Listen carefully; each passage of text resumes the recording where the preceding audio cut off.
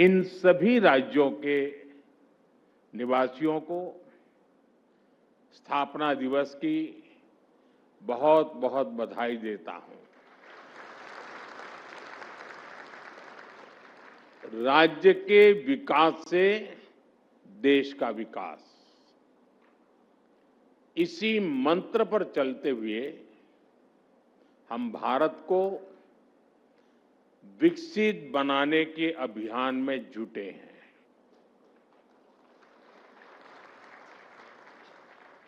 साथियों, विकसित भारत की इस अहम यात्रा में ब्रह्मा कुमारी जैसी संस्था की बहुत बड़ी भूमिका है। मेरा तो सौभाग्य रहा है कि मैं बीते कई दशकों से आप सबके साथ जुड़ा हुआ हूं।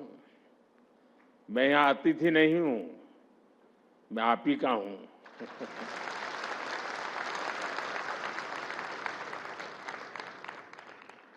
मैंने इस आध्यात्मिक आंदोलन को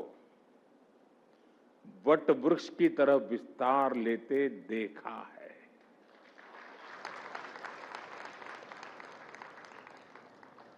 दो 2011 में अहमदाबाद में फ्यूचर ऑफ पावर वो कार्यक्रम, 2012 में संस्था की स्थापना के 75 वर्ष, 2013 में प्रयागराज का कार्यक्रम, आबू जाना हो या गुजरात में कार्यक्रमों में जाना हो, ये तो मेरे लिए बहुत रूटीन सा हो गया था।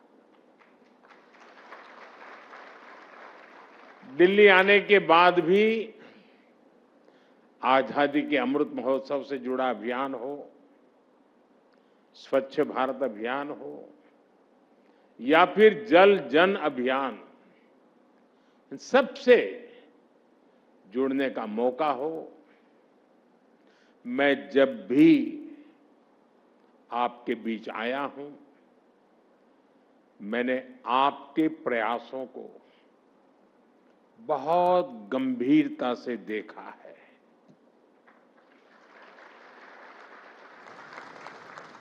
मैंने हमेशा अनुभव किया है, जहां शब्द कम सेवा ज्यादा है।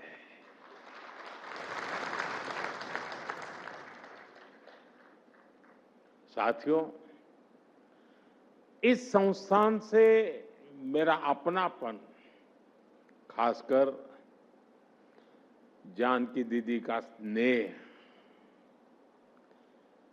राजयोगिनी दादी हृदय मोहिनी जी का मार्गदर्शन, ये मेरे जीवन की विशेष स्मृतियों का हिस्सा है। मैं बहुत भाग्यवान रहा। मैं शांति शिखर की संकल्पना में उनके विचारों को साकार होते हुए, मूर्तिमंत होते हुए देख रहा हूं।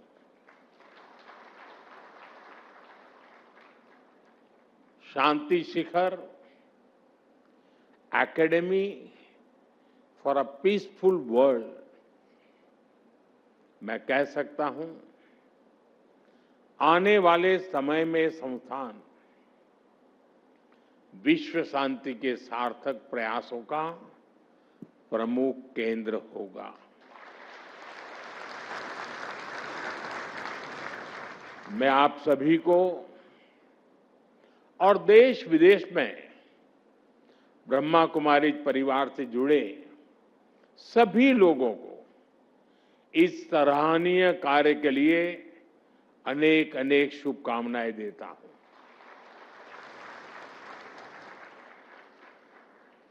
साथियों, हमारे यहां कहा जाता है,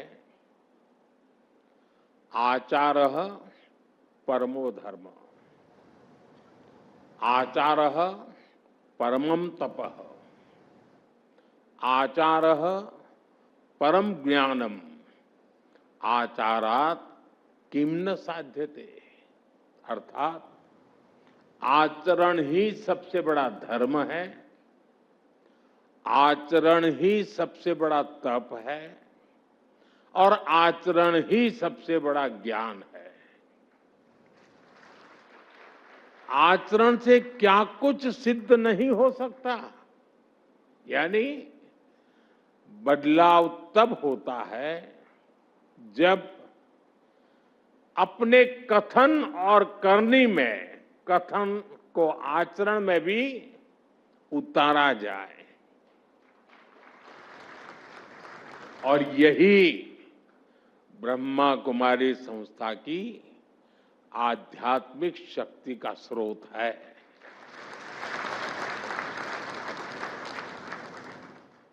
यहां हर बहन पहले कठोर तप और साधना में खुद को तपाती है। आपको तो परिचय ही विश्व और ब्रह्मांड में शांति के प्रयासों से जुड़ा है। आपका पहला संबोधन ही ओम शांति।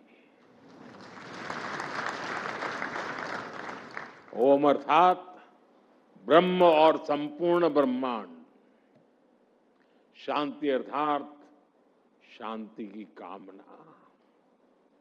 और इसलिए ब्रह्मा कुमारी के विचारों का हर किसी के अंतर्मन पर इतना प्रभाव पड़ता है।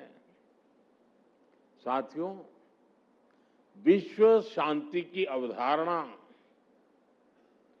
ये भारत के मौलिक विचार का अधिष्ठान है, हिस्सा है। ये भारत की आध्यात्मिक चेतना का प्रकट रूप है, क्योंकि हम वो हैं जो जीव में शिव को देखते हैं।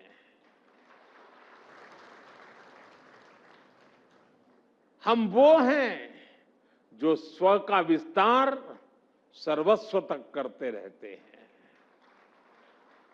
हमारे यहां हर धार्मिक अनुष्ठान जिस उद्घोष के साथ पूरा होता है, वो उद्घोष है विश्व का कल्याण हो। जो उद्घोष है प्राणियों में सद्भाव हो।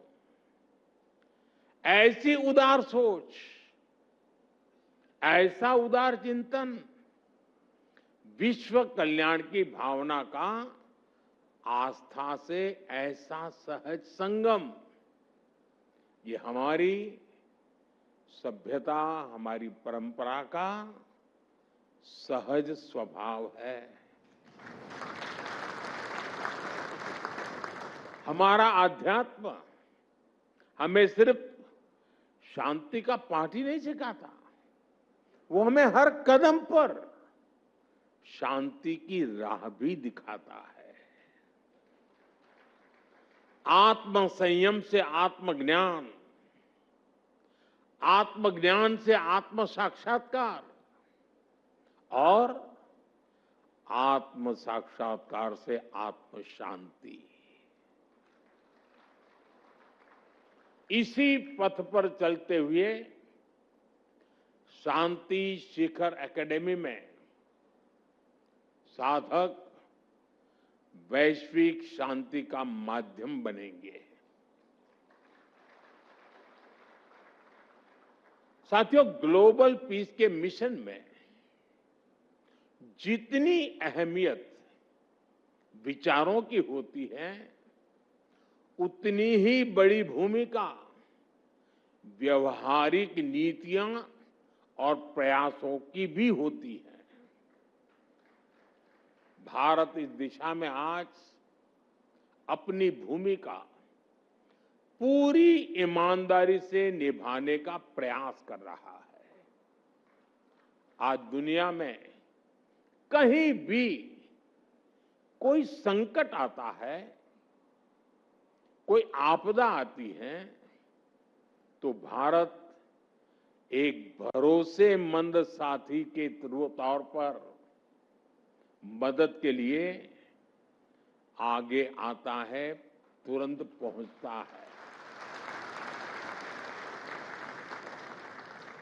भारत फर्स्ट रिस्पॉन्डर होता है।